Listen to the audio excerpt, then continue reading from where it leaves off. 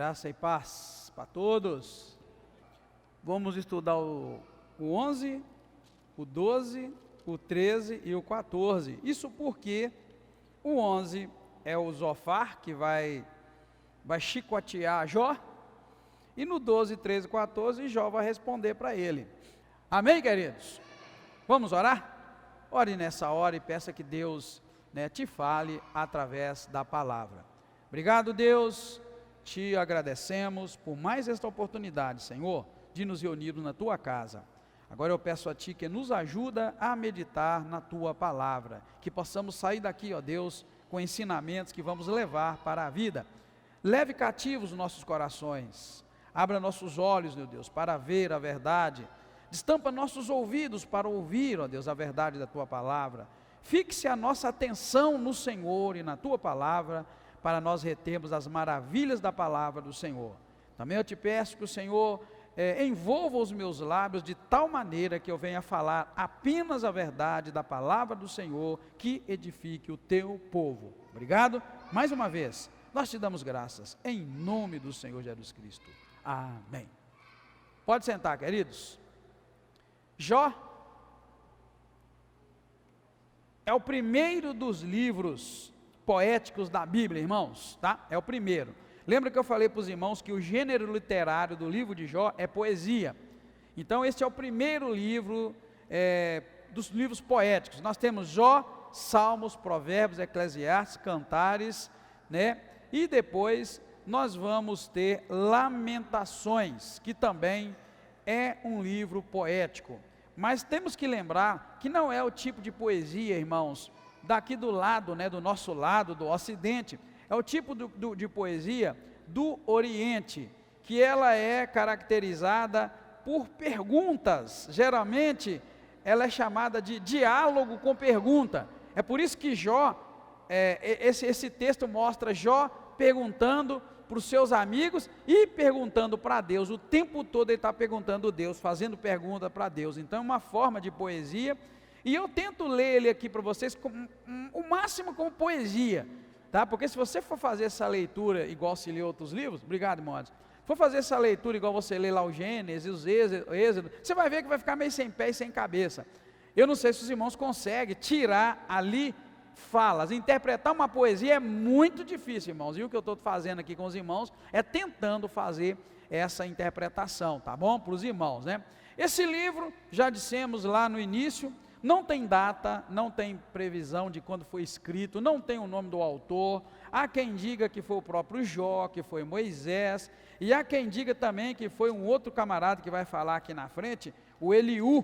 Deixa eu ver, no 32 o Eliú vai falar. Há quem diga que pode ser esse Eliú, mas isso não importa para nós, irmãos, aqui quem tem escrevido este livro. Quanto ao tempo que o livro foi escrito, irmãos, aí sim é complicado, porque o último capítulo de Jó, o 42, vai dizer assim: depois disso, ou seja, depois de toda a tragédia que Jó viveu, diz assim, Jó viveu 140 anos, então depois que Jó perdeu tudo, que Jó passou por esse sofrimento, ele viveu 140 anos, e a somatória dos anos de Jó tem que ser pelo menos 200, tá? Porque ele viveu 140 anos depois dessa tragédia toda, e ele tinha um punhado de filhos, ele já era rico, ele tinha gado, então eles calculam que Jó morreu com mais ou menos 210 anos, então, pelo fato de Jó ter morrido com tanta idade, né, isso indica que Jó viveu, irmãos, do tempo dos patriarcas para trás, porque é muito fácil a gente saber que da idade dos patriarcas para cá, o camarada viveu uma média de 100, 120 anos, então se ele viveu 200 e mais de 200, se ele morreu vivendo 140 anos depois de tudo que aconteceu com ele, então ele já passa da idade das pessoas que viveram depois. Então a gente pode imaginar que Jó viveu da época lá dos patriarcas para trás, né? Que é Abraão, Isaac e Jacó, de Jacó para trás por causa da idade. Então aí a gente consegue entender mais ou menos o tempo, né, que isto aconteceu. Outra coisa muito importante que dá para a gente desconfiar de quando o livro foi escrito é o capítulo 1 de Jó. O capítulo 1 de Jó, irmãos, mostra para nós que Jó era o sacerdote, ele oferecia sacrifício, porque os seus filhos, eles confiavam que os filhos estavam em pecado, então ele sacrificava, e ninguém podia sacrificar, irmãos, o seu próprio sacrifício depois da lei, depois de Israel ser uma nação. Tinha que pegar o sacrifício, levar na tenda, ou no santuário, ou no templo, para que o sacerdote pudesse fazer este sacrifício. Mas só que o capítulo 1 diz que quando os filhos de Jó voltavam das festas, Jó ficava com medo dos filhos terem cometido pecado, e ele ia e sacrificava. Então dá para ver que ele está antes da lei, ele está antes dos patriarcas, antes da nação de Israel. Então é um livro que está lá para patriarca para trás, né, irmãos? Então a gente vai pegando esses detalhezinhos e vai imaginando que é um livro então que antecede, né, a Israel como nação. Um outro detalhe também dentro disso é que você vai ler o livro de Jó inteiro e não vai encontrar referência nenhuma no livro de Jó sobre a nação de Israel. Você encontra em vários livros da Bíblia falando de Israel, né? O próprio livro de Esther fala do povo de Deus, o povo judeu, mas aqui não tem referência. Então é antes de Israel como nação. Tem que ser, porque se não fala de Israel, então Israel não existia, né? Sabemos que Deus assumiu um compromisso com Abraão, e esse compromisso passou para Isaac, seu filho, e que depois esse compromisso passou para Jacó. É Jacó que se torna Israel. Então nasce ali a nação de Israel. E se não menciona Israel no livro, então está antes de Jacó, provavelmente lá o próprio Jacó, ou então Isaac, ou então Abraão, é lá para trás, porque não tem essa referência. E uma referência também que dá para localizar o livro de Jó mais ou menos, é o fato de Elifaz ser como é que fala? Temanita.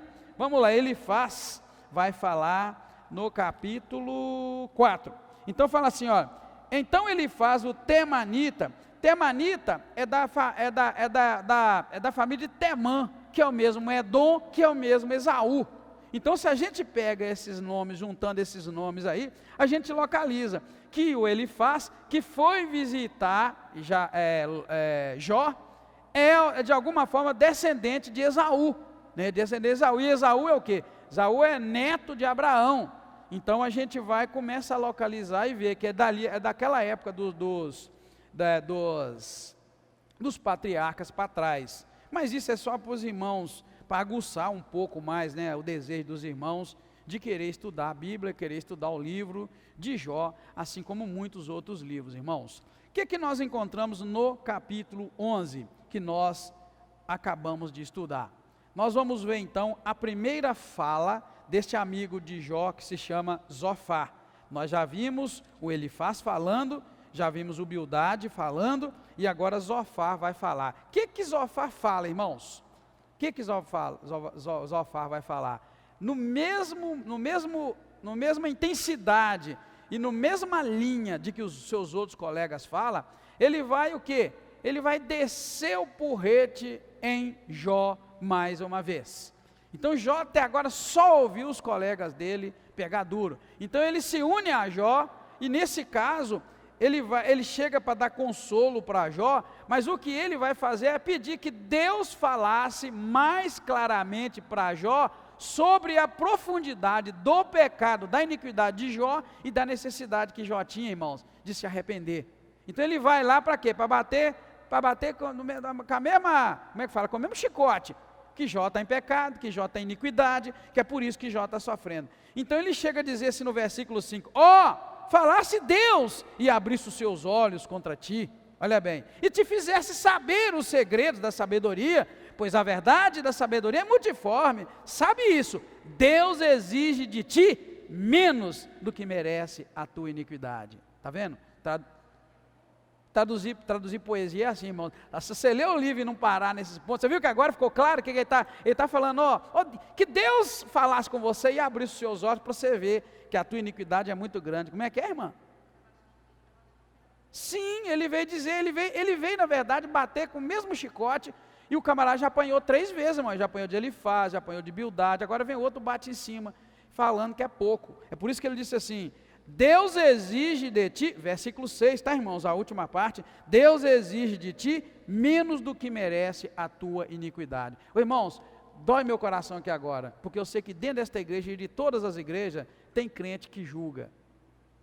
Esse camarada está dizendo para Jó, que o que Jó recebeu é menos do que merece o pecado de Jó. Você está vendo, irmão, como é que às vezes o crente, o colega, o amigo, tem que pegar o outro que está sofrendo, vai lá, levanta, põe no colo, ajuda, né? É isso que ele disse, tá, irmãos? Isso é interpretação do texto, porém é um texto poético. Por isso que a gente lê às vezes e passa desapercebido. Ele está dizendo isso, olha, ele vem dizer, além dele reafirmar que Jó estava em pecado, por isso Jó estava sofrendo, ele vem e deseja, por isso que o versículo 5 e 6 ele vai falar, falasse Deus e abrisse os seus olhos contra ti, e te fizesse saber os segredos da sabedoria, pois a verdadeira sabedoria é multiforme. Sabe uma coisa?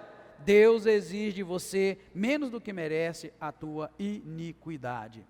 Isso é o homem, isso é o ser humano. E vocês notaram uma coisa no livro de Jó? Que até agora Deus não abriu a boca. Ele só vai abrir a boca lá no 38. Até agora ele está deixando. Deus abriu a boca só no capítulo 1 e 2 para jogar Jó, né, nessa situação. Depois Deus se cala, deixa Jó sofrer, padecer. Jó vai sofrer o sofrimento dos seus inimigos, né? Vou chamar de inimigo, porque a Bíblia fala que é amigo de Jó. Mas eu já disse para vocês, amigo igual aqueles eu não quero ter nunca na minha vida, porque no dia que eu cair, Deus tenha misericórdia e não me deixa cair, mas no dia que eu cair, eu quero que vocês vão lá para me levantar, para me ajudar, me socorrer. Esses amigos não fizeram isso. Esses amigos acusaram Jó o tempo todo, e está acusando. Então, irmãos, é pesado, mas entre as muitas coisas, irmãos, que o grande, né, esse livro, que é uma grande obra também filosófica, tá? O livro de Jó, além de ser uma poesia que fala do sofrimento humano, ele é uma obra filosófica. Por que filosófica? Por causa dos muitos questionamentos que o livro tem, ele traz também, ele levanta na verdade, uma questão séria do sofrimento da pessoa justa, ele levanta essa questão, esse problema do sofrimento humano, e ele traz a solução também. O livro de Jó levanta um problema que é o sofrimento humano, e ele traz a solução, né? Ou seja, o livro todo vai perguntar, por que que o justo sofre? Né? Por que um homem tão elogiado por Deus sofre? Esse é o problema que levanta o livro de Jó.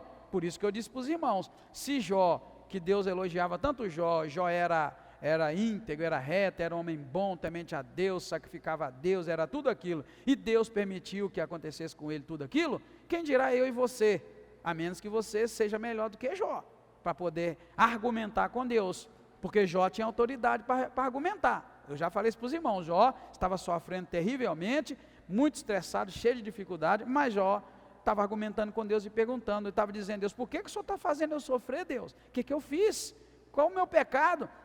Deus vai abrir a boca lá, vai chamar a atenção dos amigos de Jó e de Jó também, mas ninguém de nós aqui já sofreu um pouquinho do que Jó estava sofrendo, amém, queridos? Então esse livro, além de tudo, é uma grande obra, né, filosófica, e que ele levanta a questão do problema do sofrimento humano e ele resolve. Eu sei que você já ouviu na internet, em algum lugar, as pessoas duvidarem da existência de Deus, perguntando, como pode Deus existir se tem tanto pobre, né? Como pode Deus existir se existe tanta criminalidade? Como pode Deus existir se? E muitas vezes, irmãos, os crentes que não estudam Bíblia, ficam também duvidando, porque não conhecem Deus. Eu já falei para vocês, e vou repetir de uma forma mais clara, esse Deus bonzinho, que as pessoas falam sobre ele aí fora, não é o Deus da Bíblia. E Deus não tem compromisso nenhum de ser bonzinho, nem comigo, nem com você, nem com ninguém. Ele é Deus, Ele é Senhor. Amém, queridos? Amém, igreja? Essa ideia de um Deus bonzinho, que eu faço o que quer e Ele faz o que eu quero. Você viu os meninos pirracentos chorando ali? Você viu? Viram os meninos pirracentos? Tem muito crente, irmãos, que é igualzinho aquele menininho, aqueles menininhos ali. Sabia? Que acha que Deus tem que fazer o que quer. Sabe, esse Deus bonzinho não é o Deus da Bíblia, não é o Deus que criou todas as coisas, né? Que criou um plano de salvação maravilhoso, que vai salvar todo aquele que crê, que recebe Jesus e tal. Esse Deus não é nada de bonzinho assim. Eu já disse para vocês, já mostrei na Bíblia. Esse Deus é um Deus que trabalha, irmãos, né, na base de cumpre a palavra, eu te abençoo. Você não cumpre, está no pau, acabou. E que tem de bonzinho nisso? Hein? O que tem de bonzinho? Pois é, mas não sei como é que esse povo inventou um Deus que você pode fazer tudo errado, que lá no final ele tem que te abençoar. Você não é fiel, você não tem compromisso, você não tem comprometimento, você não está nem aí, você não ora, você não lê Bíblia, você não muda de vida, e Deus tem que te abençoar. Deus amar esse Deus, hein? Me explica. Porque o Deus da Bíblia não é assim não. Ele é bom por causa da sua essência. O Senhor é bom e a sua misericórdia dura para sempre. Mas isso não quer dizer que você vai fazer o que quer e Ele tem que te abençoar, não. A misericórdia de Deus está nisso. É que Ele não nos consome. E vai dando oportunidade, vai dando, e vai espichando, e vai espichando, e vai espichando. E pronto, mas Ele está esperando você cumprir o que Ele pôs para você cumprir, para que Ele possa te abençoar. Então, irmãos, repito, essa ideia desse Deus bonzinho aí, eu quero descobrir onde desarrumar Ele, porque esse aí é bonzinho mesmo, né? A gente faz tudo quanto é coisa errada e Ele está lá, conivente com meus erros, concordando comigo, né? Esse é o Deus bonzinho, um Deus que não pode te repreender, um Deus que não pode discordar, né? Um Deus que não pode falar, muda a tua vida, né? Um Deus que não pode falar, arruma a tua casa que tu vais morrer. Se falar assim já não é Deus, né, irmão? Então assim, está entendendo, queridos? Quero que os irmãos não confundam. A própria Bíblia diz que o Senhor é bom e que a sua misericórdia dura para sempre. Mas é aí que está a bondade de Deus, é a paciência dele em me esperar entender essas coisas e enquadrar a minha vida. De forma alguma o ímpio que vive na impiedade vai herdar a vida eterna. Não tem como, porque a palavra diz que não vai. Então Ele é bom por isso. Ele é bom porque Ele está me dando a oportunidade, amém, queridos? Deus é bom porque está me dando a oportunidade de endireitar a minha vida, eu não morri ainda, eu estou aqui, então isso é a bondade de Deus. Como Deus é bom, está me dando essa oportunidade, que chama o dia de hoje, que é a minha oportunidade. É aí que está a bondade de Deus, irmão. Não é em que Deus me apoie nos meus erros, nos meus pecados, nas minhas fraquezas, na minha debilidade, e que Deus está ali, que eu posso continuar, porque Ele é bom. Não é porque Ele tem paciência. Para e pensa, Deus criou o homem, a sua imagem, a sua semelhança. E o que Deus fez de ruim para o homem? Não, pois Ele lá, deixou ele tranquilo, só falou para ele, não come de tal árvore, não diga que você comer dela você vai morrer. Irmão, Deus é bom demais, Tudo isso que nós vivemos hoje, de maldade, foi porque o homem lá avacalhou o negócio, O homem não fez, não. Você lembra que eu falei que a bondade de Deus não é em Ele concordar conosco, mas é em nos dar a oportunidade? Imagine o homem no paraíso com tudo de bom e Deus deu para ele. E só falou para ele uma coisa, não coma de tal árvore. O homem foi comer daquela árvore, bagunçou tudo, irmão. Então se hoje o mundo é ruim, se hoje a iniquidade, o pecado, a maldade está crescendo e só vai crescendo, qual culpa tem Deus? Não, você tem que saber a história, né? Você tem que saber a história original. Deus criou o homem muito bem, a sua imagem, a sua semelhança, pois Ele lá falou, é assim que deve ser. O homem como avacalhou, e Deus está tentando até hoje, né? Tentando no bom sentido, e para entender, a gente entender, Deus está tentando consertar como fez de errado.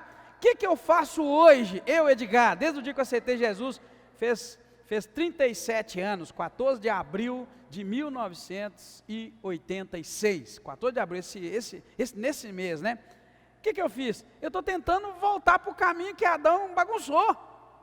Adão bagunçou a minha vida, Adão bagunçou a sua. O que você tem que fazer, irmão e irmã, como crente? É tentar voltar para o caminho, rapaz, que Deus pôs o homem lá, pôs ele aqui, segue. O homem desviou. Então hoje, ao aceitar Jesus, eu estou tentando voltar para o caminho que Adão torceu. E se eu permanecer no caminho que Jesus disse, eu sou o caminho, a verdade e a vida, e ninguém vem ao Pai senão por mim, qual pai? O pai que ia lá conversar com Adão, lá no jardim antes, foi isso que Jesus falou, sou o caminho, a verdade e a vida, ninguém vem ao Pai senão por mim. Pai, o Deus Todo-Poderoso que ia lá conversar com Adão toda a tarde. Então eu estou numa luta para seguir aquela trilha. E a serpente que tentou Adão, todo dia me tenta e te tenta para te desviar do caminho. Às vezes é uma proposta de emprego, às vezes é uma oportunidade, às vezes é uma festa, às vezes é uma coisa, é outra. Está tentando te tirar do lugar onde Deus planejou, que era lá, o Éden, o paraíso, a presença de Deus. Então assim, queridos, é muito bom quando a gente começa a entender, né, esse processo todo, tá?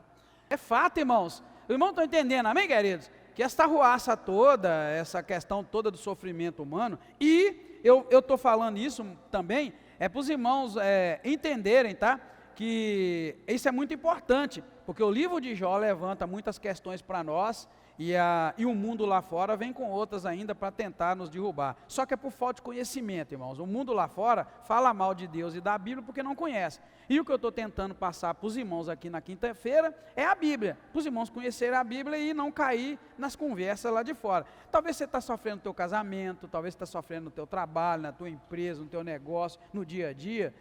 Isso tudo, irmãos, é lá atrás. Então a gente hoje luta com tudo isto. Nossa luta espiritual é muito grande, porque a gente luta com tudo isso. A gente luta com muitos anos, irmãos, de arruaça que o inimigo tem feito. Começou com o primeiro pecado de Eva e Adão, já foi para o pecado de Caim, quando matou seu irmão Abel, e daí para cá o mundo vem vivendo o pecado, e o pecado tem meio que progredindo, né? Está se aperfeiçoando o pecado. Então o pecado que me ataca e te ataca hoje, é pecado de muitos mil anos atrás, tá, irmãos? Muitos mil anos de quando Deus criou o homem. E olha lá, que o Ageu lembrou bem, o Deus Todo-Poderoso, quando ele criava cada coisa, quando ele fazia cada coisa, a Bíblia diz que ele viu que aquilo era bom. Então não tem nada de bom, de ruim no plano de Deus, e Deus não é culpado da maldade que existe hoje. O culpado da maldade que existe hoje é o ser humano que não entende qual o lugar que Deus quer que a gente esteja. Então tua luta é viver aquilo, irmãos, comunhão com Deus. Nós estamos falando muito sobre oração, sobre o jejum. Irmão, aprenda, a oração te liga a Deus, te faz ficar conectado com Deus. O jejum amortece o teu corpo, deixando o espírito que Deus pôs dentro de você mais suscetível a Deus e mais conectado com Deus. Então, jejum acompanhado de oração é tremendo para você que quer ter experiências com Deus. E a busca na palavra, é isso que a gente está lutando para viver uma vida mais consciente de Deus do que do mundo. Fechou, amém, querido? Era mais ou menos o que Adão vivia lá atrás, tranquilo. E olha que Deus viu que era bom. Então se Deus viu que era bom, hoje o meu esforço para viver a presença de Deus em todo o tempo, Deus vai dizer a mesma coisa, olha, aquilo que Edgar está fazendo é bom, aquilo que o Anderson, aquilo que a Fátima está fazendo é bom. Por que é bom? Porque é o que Deus sempre quis, né? Amém? Amém, queridos? Então aí o livro de Jó vai falar desse sofrimento, irmãos, né? Mas também eu entendo que o livro de Jó também foi escrito, não foi só para mostrar o sofrimento humano, não é só para mostrar sobre paciência, mas eu entendo que o livro de Jó foi mostrado também, irmãos, para rebater a calúnia de Satanás e as acusações de Satanás, irmãos. Pouca gente foca nisso. Satanás, irmãos, estava ali na presença de Deus, junto com os filhos de Deus, só esperando para dar o bote, e ele deu o bote. Mas a experiência relatada de Jó e como Jó venceu, mostra para nós esse rebate, né? essa pancada na calúnia de Satanás contra a humanidade. Ou seja, Jó venceu. Então é possível o ser humano vencer as acusações e as astutas ciladas de Satanás. Amém, querido? Então é uma grande lição para nós, que a gente precisa pegar do livro de Jó. Agora, uma outra coisa que eu tive lendo, eu falei para vocês, você lembra que eu falei que eu gosto muito de ler o livro de Jó? E eu já li o livro de Jó todo num dia, por exemplo, porque eu gosto demais, livro de Jó e o Apocalipse. Sabe uma outra coisa que eu noto no livro de Jó? O livro de Jó fica claro, né, que o livro, a história, a vivência, revela Jó a si mesmo. Como é que revela Jó a si mesmo? Jó começou abrindo a boca, cá, irmãos, no capítulo 3, num posicionamento de um camarada. Se você pegar o início aqui, você vai pensar, não, mas Jó, quando Jó se pronuncia, ele se pronuncia com uma certa assim, firmeza, uma grandeza, mas Jó vai devagarinho diminuindo o tom e voltando para a grandeza de Deus. Então uma das coisas que o livro de Jó faz é revelar Jó para si mesmo. E a gente precisa muito, irmãos, que Deus revele nós mesmos para nós. Vocês estão entendendo ou está muito confuso?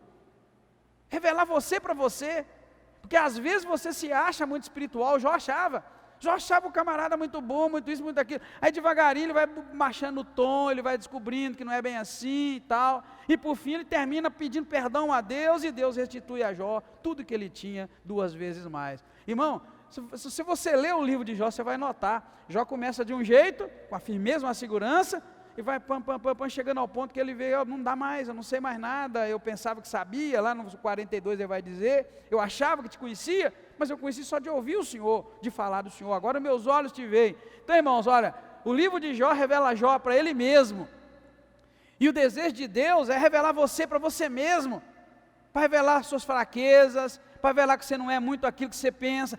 Repito, às vezes a gente é como Jó, irmão, a gente pensa que a gente está bom, está preparado, está forte espiritualmente, e vem Deus e diz para nós, você não sabe de nada, você não está preparado não, você está enganado.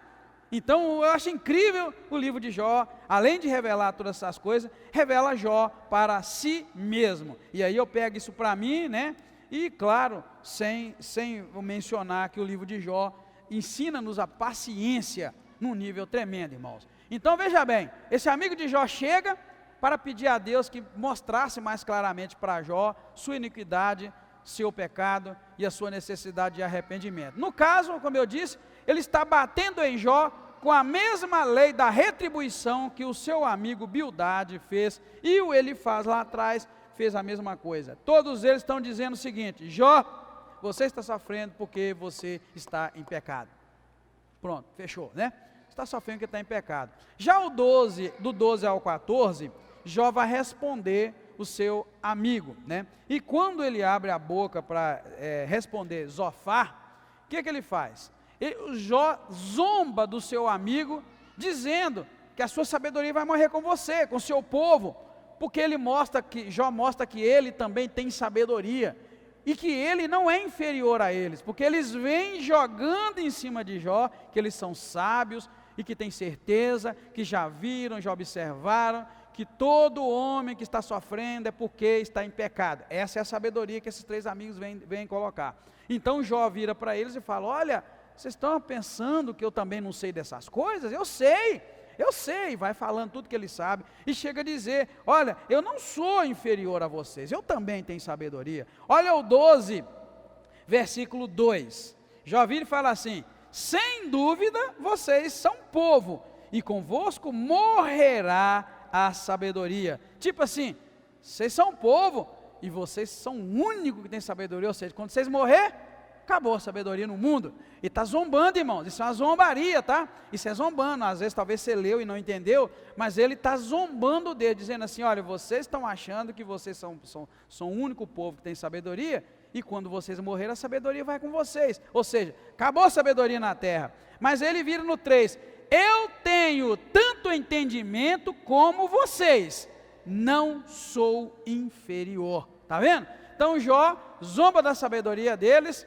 e coloca para eles: olha, eu não sou em nada inferior a vocês, eu também tenho sabedoria. Só que Jó, ao dizer isso, nessa poesia bonita, né, ele vai repetir no capítulo 13, versículo 1, tudo isso viram os meus olhos, os meus ouvidos o ouviram e entenderam, como vós o sabeis, eu o sei também. Ele repete: não sou inferior. Então Jó, além de zombar da sabedoria deles e dizer que ele também tem sabedoria, só que Jó, irmãos, acrescenta umas coisas lindas aqui, é que ele acrescenta a esperança que ele tem em Deus, diferente dos seus amigos. O capítulo 13, versículo 13, ele diz assim, calai-vos na minha presença e falarei, venha sobre mim o que vier. Por que razão tomo a minha carne entre os dentes e ponho a minha vida na minha mão, ainda que ele me mate, ou seja, ainda que Deus me mate, contudo, nele esperarei, os meus caminhos eu vou defender diante de Deus. Misericórdia! Viu como é que Jó, irmão, está convicto? Eu gostaria que todos nós, a começar por mim, tivesse tamanha convicção de quem é diante de Deus.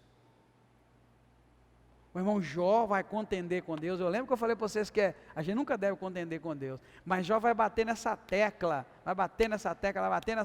com uma firmeza tão grande, irmãos, que a gente precisa ter firmeza, irmão. Você pode, irmão, reclamar de Deus alguma coisa e Deus vai olhar, não, ele está certo? Você pode, Joaquim? Você pode, irmão? É muito importante, por isso que eu falei, o livro de Jó, irmãos, na verdade, revela Jó a ele mesmo. Eu não quero dizer que Jó está certo nem errado, mas eu vou ser sincero, na Bíblia Sagrada eu nunca vi um homem que tivesse tanta convicção de quem ele era. E ele fala que vou esperar, ainda que Deus me mate, eu vou esperar nele e vou requerer dele o que ele merece. É incrível, irmãos, olha, ele vai se defender diante do Senhor, né? Venha o que vier, ele fala, eu ponho a minha vida na sua mão, e não me calarei, eu vou falar. Então, querido, a gente precisa muito ter vida com Deus, a gente precisa muito ter vida com Deus, e o que eu estou propondo para a nossa igreja, para a quinta igreja, irmãos, é buscar essa vida com Deus, essa vida de intimidade com Deus, através de uma vida de jejum, através de uma vida de oração, através de uma vida de comunhão com o Senhor. Já estamos na segunda campanha de oração esse ano, vamos fazer mais, e como eu quero que a igreja toda entenda o que é que o pastor Edgar está propondo, que a igreja tenha também convicção, que cada um de nós tenha convicção de quem a gente é, e nós possamos chegar confiadamente diante de Deus, amém? Amém, querido? Então Jó afirma também que vai continuar buscando o perdão de Deus, ele fala que não vai parar, olha o verso 23, quantos erros e pecados eu tenho, ele fala, notifica-me a minha transgressão e meu pecado, né? Nosso Deus, hein, que homem corajoso, né? Quantos pecados eu tenho, então me notifica. Então, irmão, Jó insiste que vai continuar buscando o perdão de Deus. A única questão de Jó, tá, irmãos, presta atenção nisso, é que Jó não viu o seu pecado. Lembra que eu falei que Jó começa muito seguro, depois ele vai diminuindo? A questão é que Jó ainda não viu o seu pecado, então ele vai confessar o quê? É complicado, né, irmão? Por isso que a gente tem que ver o pecado da gente. É importante você ver o seu pecado. Repito, às vezes a gente acha que a gente está muito forte, muito preparado, que a gente é muito espiritual, e vem Deus e diz, você não é nada disso, você acha que é. Então é muito importante a gente deixar que Deus revele a nós mesmos. Veja, irmão, eu não estou falando Deus revelar Ele para nós, é Deus revelar nós para nós mesmos, dar uma radiografia nossa, para a gente ver quem a gente é. É isso que está acontecendo aqui. Por fim, irmãos, Jó vai admitir no capítulo 14, a brevidade da vida humana. Ele vai admitir que todos são pecadores, e então ele vai pedir a Deus um pouquinho mais de graça, em vez de dar a ele um julgamento tão forte igual Deus está dando no entendimento dele, tá? E nesse capítulo 14, na verdade, o que Jó vai fazer? Jó vai pegar muito do pregador, lá do livro de Eclesiastes, né? O pregador vai entender que tudo é vaidade, que a vida do homem é muito curta, ele vai entender que o tempo do homem é pouco debaixo do sol, ele vai entender que há um tempo determinado para tudo, então o camarada nasce, ele morre. Então Jó pega muito aqui do pregador de Eclesiastes, dentro da sua conclusão de vida. Então ele vai começando a moldar a vida dele agora dentro da realidade, e ele vai pedir a Deus que Deus tenha com relação a ele um pouco mais de misericórdia. Ele está pedindo isso aqui, por quê? Ele chega a dizer assim, que até para a árvore há mais esperança do que para ele. Ele diz no versículo 7, que pelo menos há mais esperança para a árvore, que se ela for cortada, ainda vai renovar, e não cessarão os seus renovos. Ele diz que se a árvore envelhecer na terra, a raiz, e morrer, o seu tronco fica no pó, mas assim que brotar água, ela nasce outra vez. Mas ele diz, se eu morrer, já era, eu nunca mais vou voltar. Então quer dizer, Jó está dizendo que tem mais esperança para uma árvore do que para ele. E aí então o que ele faz? Ele pede a Deus, Deus, tenha mais misericórdia de mim, assim que o Senhor é bom para uma árvore, que se ela morre e a raiz fica lá, quando chove ela volta, então tem mais misericórdia de mim, porque se eu, do jeito que eu estou, do jeito que o Senhor está fazendo comigo, se eu morrer, eu não vou voltar igual a árvore. E ele diz aqui que o homem morre uma vez só e acabou. Olha, dá assim, verso 14, morrendo o homem tornará a viver? Todos os dias da minha vida, da minha lida, esperaria, até que viesse a minha mudança. Ok, que mudança que quer dizer? A mudança de que ele possa ser como uma árvore que morre e volta, mas ele sabe que isso não vai acontecer, então ele diz, estou perdido.